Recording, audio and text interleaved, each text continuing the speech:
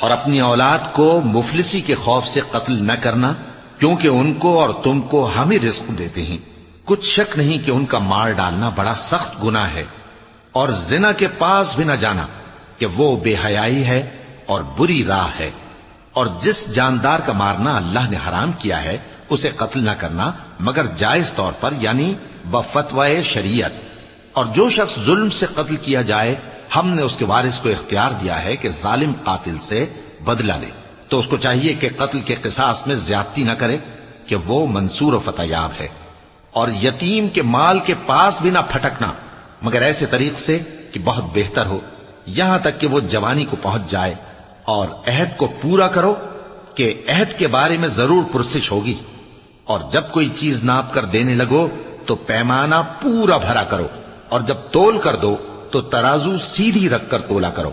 یہ بہت اچھی بات